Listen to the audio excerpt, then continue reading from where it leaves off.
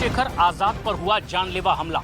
कई round firing हुई है और उसके बाद उन्हें उपचार के लिए सहारनपुर के एसी जिला अस्पताल में भर्ती करवाया गया। और यहाँ तस्वीरें आप देख सकते हैं, आईसीयू के बाहर बड़ी तादाद में उनके समर्थकों की मौजूदगी है, उनकी पार्टी के कार्यकर्ताओं की मौजूदगी। कल से कुछ परिवार के लोगों ने भी उनसे यहाँ पर मुलाकात की है। साथ ही साथ कई राजनीतिक दल के नेताओं की भी यहाँ पर आवाजाही हम लगातार देख सकते हैं। लेकिन बड़ी तादाद में ये उनके शुभचिंतक हैं, समर्थक हैं, भीम आर्मी से जुड़े लोग, उनके राजनीतिक संगठन से जुड़े हुए तमाम कार्यकर्ताओं की यहाँ पर मौजूदगी है, जो जानना चाहते हैं कि उनकी तबीयत कैसी है। लेकिन डॉक्टर्स का कहना है कि फिलहाल चंद्रशेखर आजाद खतरे से बाहर हैं, उनका उपचार चल रहा है। डॉक्टर्स की ओर से ये बताया गया है कि कोई भी बुलेट या छर्रे उनके शरीर में नहीं है, उनका उपचार चल रहा है और आईसीयू में फिलहाल वो एडमिट हैं।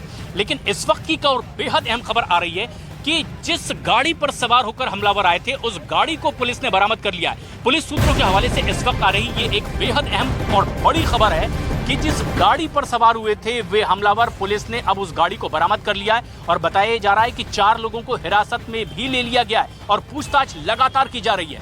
चंद्रशेखर आजाद पर देवबंद में हुआ एक जानलेवा हमला, एक के बाद एक कई राउंड फायरिंग हुई। कुछ लोगों से हमने बातचीत भी की जो उनके साथ मौजूद थे और उन्होंने बताया कि किस तरह से ओवरटेक करने की कोशिश की गई और फिर साइड से ही फायरिंग शुरू हो गई, जिसमें चंद्रशेखर आजाद बाल बचे।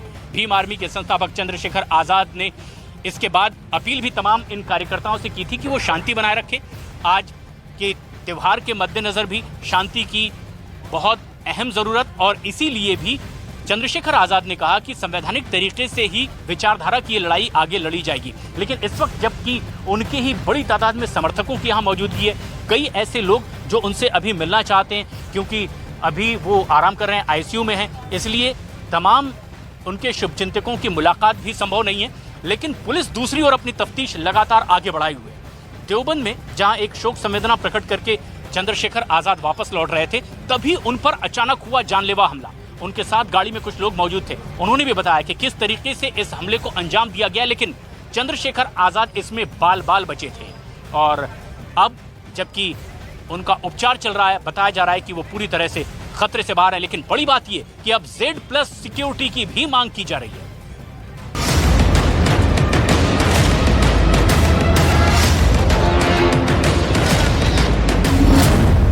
जगह उत्तर प्रदेश का देवबंद, तारीख 28 जून 2023, वक्त शाम 5:17। वारदात भीम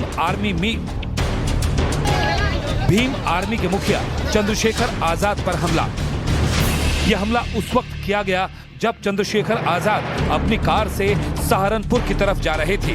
उसी वक्त हरियाणा नंबर की कार से आए हमलावरों ने गोली चला दी, जिसमें एक गोली चंद्रशेखर की कार के गेट के पार होते हुए उनकी कमर को छूकर सीट में जा लगी, जिसके बाद आनन फानन में चंद्रशेखर आजाद को अस्पताल में भर्ती कराया गया, जहां उनकी हालत फिलहाल ठीक बताई जा रही है। वो बिल्कुल ठीक हैं। उनका हमने डिजिटल एक्सरे भी करा लिया है, अल्ट्रासाउंड भी करा लिया है और पूरा हमने देख लिया है कि पेट के अंदर कोई भी, ना तो कोई गोली है ना कोई छर्रे हैं। और एक हमने डॉक्टरों का पैनल बना दिया है जिसमें फिजिशियन भी हैं, सर्जन भी हैं, ऑर्थोपेडिक सर्जन भी हैं, और मैं खुद इस चीज़ को लगातार देख रहा हूँ उनकी कंडीशन को। और इस समय बिल्कुल स्टेबल हैं। थोड़ा सा ब्लड प्रेशर उनका फ्लक्चुएट कर रहा है, वो भी ठीक हो जाएगा। थोड़ी सी एंग्जाइटी है।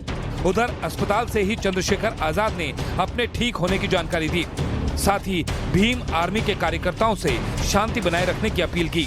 मुझे ऐसी उम्मीद नहीं थी कि अचानक से इस तरह का हमला हो जाएगा। बस मैं अपील करूंगा अपने साथियों से, देश भर में हमारे साथी हैं, हमारे समर्थक कार्यकर्ता हैं, कि वो शांति बनाए रखें।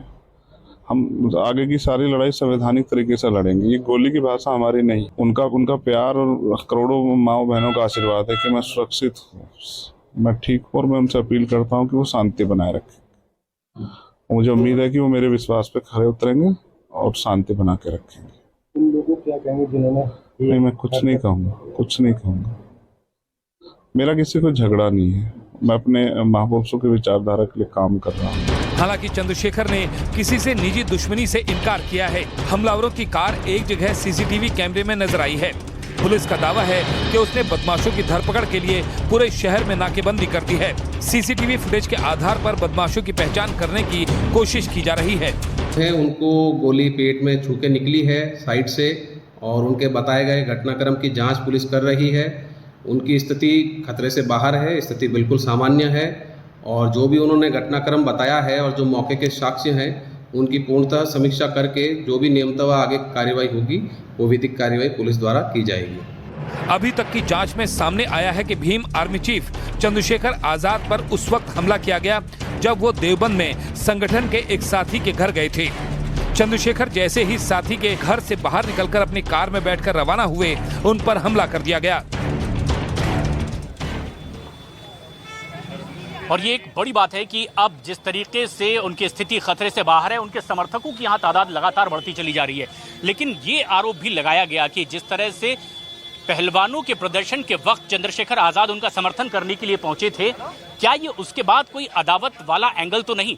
अब इन्वेस्टिगेशन एजेंसीज को इस बात की तफ्तीश करनी है कि आखिर हमलावर कौन थे, किस इरादे से वो हमला कर रहे थे और उसके पीछे की क्या वजह रही है। लेकिन आप तस्वीरों में देखें, यहाँ पर अब एक एक करके कुछ ऐसे भी लोग आने लगे हैं जो उनके समर्थक तो हैं ही, लेकिन बताया जा रहा है कि वो पहलवान जो दिल्ली में विरोध प्रदर्शन में बैठे हुए थे, वो भी अब यहाँ चंद्रशेखर आज़ाद से मिलने के लिए पहुँच रहे हैं। और बड़ी तादाद में ऐसे लोगों की यहाँ संख्या देखी जा रही है। ऐसे उनके समर्थक जो पार्टी के कार्यकर्ता हैं, वो लोग भी यहाँ पर मौजूद हैं और आईसीयू के बाहर ही उनसे मिलने के लिए यहाँ पर जुटे हुए हैं। हमारे सहयोगी अमित पांडे इस वक्त हमसे सीधे जुड़ रहे हैं, देवबंद में मौजूद हैं। अमित, जिस तरह से ये पूरी घटना को अंजाम दिया गया, आप मौके पर ही मौजूद हैं, एक ब्रेकर के पास इस तरह की फायरिंग की घटना को अंजाम दिया गया, क्या वहां आप देख पाए और इन्वेस्टिगेशन एजेंसीज क्या कह पा रही हैं?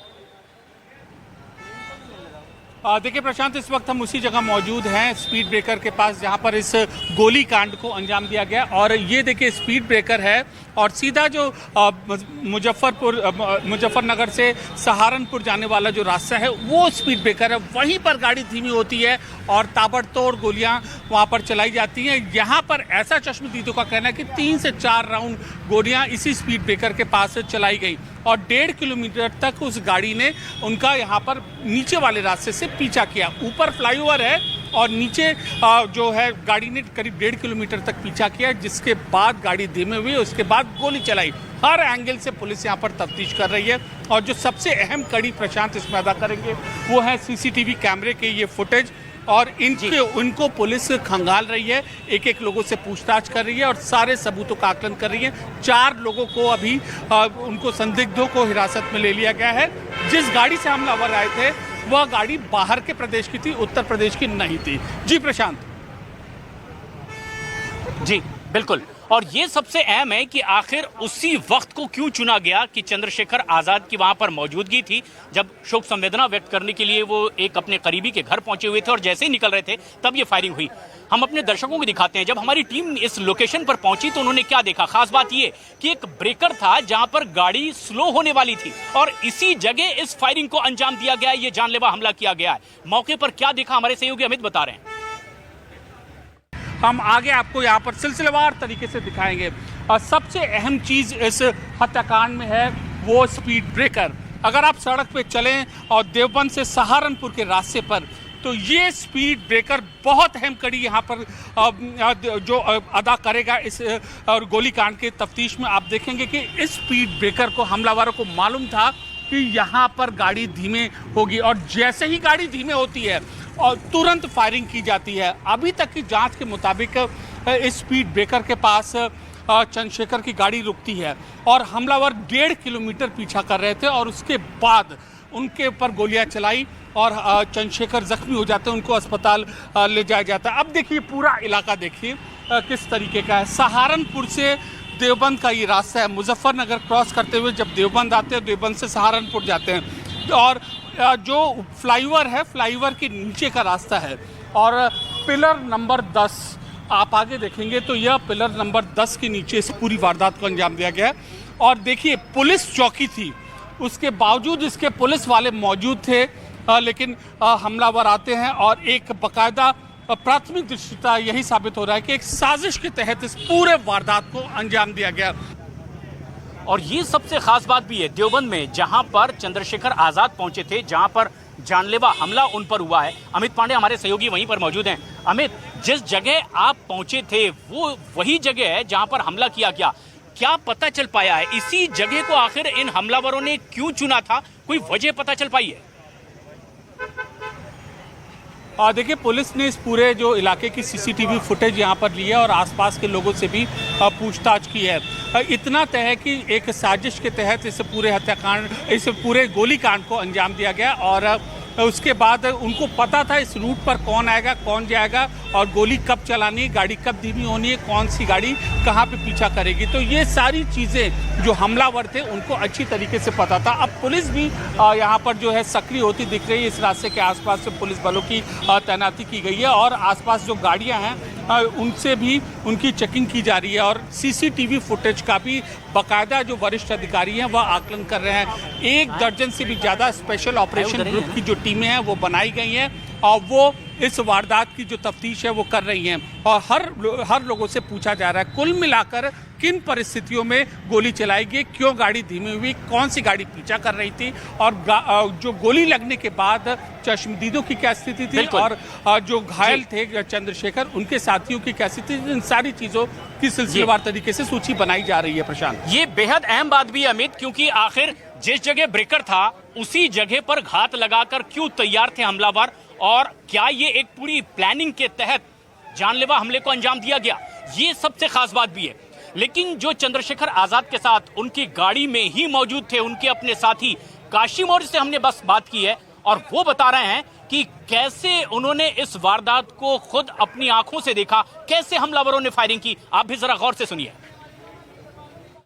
जब ये फायरिंग हुई किस तरफ से हमलावर आए थे? जब आप तो गाड़ी में ही मौजूद थे, क्या देख रहे थे आप? जब मैं गाड़ी में बैठा था, आप ये कह रहे हैं देख रहे थे, दिखता तो जब होता है जब साइड में जब गाड़ी आई, बिल्कुल पहली गोली उस शीशे पे लगी तो बहुत तेज से ब्लास्ट पीछे वाली शीशे पर, पीछे शीशे पे। अच्छा। तो जैसी बहुत तेजी से गोली लगी, जब हम घबरा गए एकदम, क्या हुआ हमें लगा टायर, लेकिन जब शीशा हमारे ऊपर आया तो हमने देखा। फिर उसके बाद उन्होंने दूसरी फायर की तो वो भाई साहब के यहाँ पीठ पे लगी पीछे, बिल्कुल। और उसके बाद वो फिर आगे से उन्होंने फायर करी, वो आगे पे लगी। हमने सोचा उनके पीछा करें, लेकिन वो हवा में फायर करते करते निकल गए। तो गाड़ी पर कितने राउंड फायरिंग हुई होगी तकरीबन? 3 राउंड गाड़ी पे फायर हुए हैं और 2-3 हवाई फायर हुए। तो पहला राउंड पीछे से आया, पहला राउंड, और आप गाड़ी में पीछे ही बैठे? बराबर साइड से, बराबर लेफ्ट साइड से। हाँ, पहला लेफ्ट साइड से। चंद्रशेखर लेफ्ट सामने ही बैठे हुए थे और आप पीछे बैठे? उनके पीछे बैठा हुआ था। और कितने लोग थे गाड़ी में साथ? गाड़ी में 5 लोग थे टोटल। एक सुखविंदर, एक डॉक्टर ब्रजपाल जी, मनीष गाड़ी ड्राइव कर रहे थे और चंद्रशेखर जी आगे बैठे हुए थे। किसी फंक्शन में गए थे आप? कहाँ से? एक हमारे मित्र हैं, उनकी मम्मी का देहांत हो गया था 3 दिन पहले, उनके तीजे में गए हुए थे। तो वहाँ से हम जैसे निकले तो हम कोर्ट के सामने आए, जो देवबंद कोर्ट है उससे थोड़ा सा आगे चले। थोड़ा सा आगे चलने में गाड़ी बराबर में आई, डिजायर गाड़ी थी, HR 70 इस तरह से उसका नंबर था, वो दे दिया गया है प्रशासन को। हमने इतनी तो नजर आपकी पड़ी कि HR 70 की वो गाड़ी थी, 70D0278 ये उसका नंबर था। और हमारी गाड़ी के पीछे हमारे एक मित्र और हैं सचिन खुराना जी, वो पीछे दूसरी गाड़ी में थे, डिजायर में। अच्छा। तो उन्होंने गाड़ी का नंबर नोट किया। हम तो जैसे गोली चली हम तो घबरा गए, हमें नंबर क्या नोट होना था, मैं तो पीछे बैठा था। तो फिर सचिन खुराना जी ने नंबर बताया, फिर हमने वो कप्तान साहब को नंबर दिया।